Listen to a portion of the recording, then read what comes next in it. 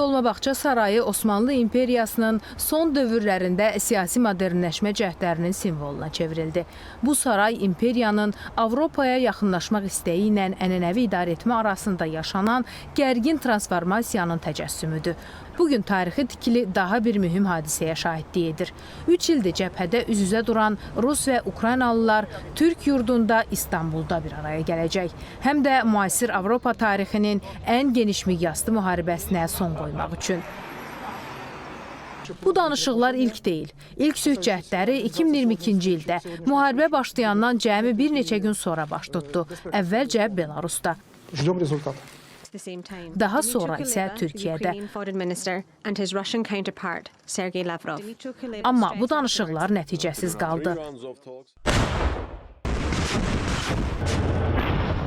Müharibənin sonlandırılması hər iki ölkənin marağındadır. Rus və Ukraynalılar arasında aparılan sorğular göstərir ki, hər iki xalq artıq müharibədən yorulub, sülh istəyirlər. Amma Moskva və Kiyev sülhün bərqərar olması üçün müxtəlif şərtlər irəli sürür. Ukraynanın əsas şərtləri. Bütün Ukraynalı əsirlər azad edilməlidir. Ukraynanın ərazi bütövlüyü bərpa olunmalıdır. Rusiya qoşunları Ukrayna ərazisindən çıxarılmalıdır. Ərzaq, enerji və nüvə təhlükəsizliyi təmin edilməlidir.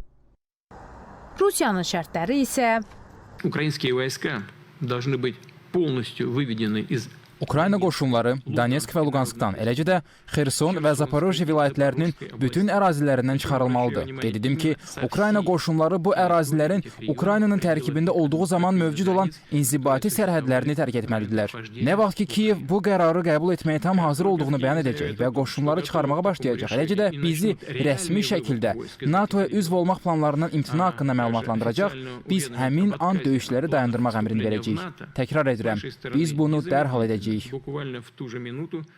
Tərəflər bir-birinə tamamilə zidd olan təkliflər irəli sürür. 3 yıldan fazladır süren bu savaşın nihayete ermesi noktasında artık sürecin yani konjonktürün olgunlaştığını düşünüyorum.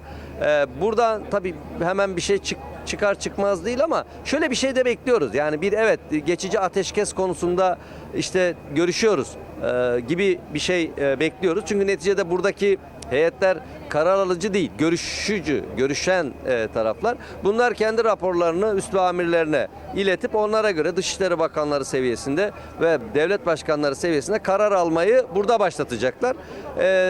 Buranın bir başlangıç olacağını düşünüyorum. Bu da tabii bölgenin huzuru ve istikrarı bakımından son derece önemli olacaktır. Bir sözlə, İstanbulda bugünkü danışıqların olduqca çətin keçəcəyi gözləniləndi. Nəticə necə olacaq? Onu necə deyərlər, yaşayaraq görərik. Orxan Qayıbov, Nigar Etibar, ASTV Xəbər.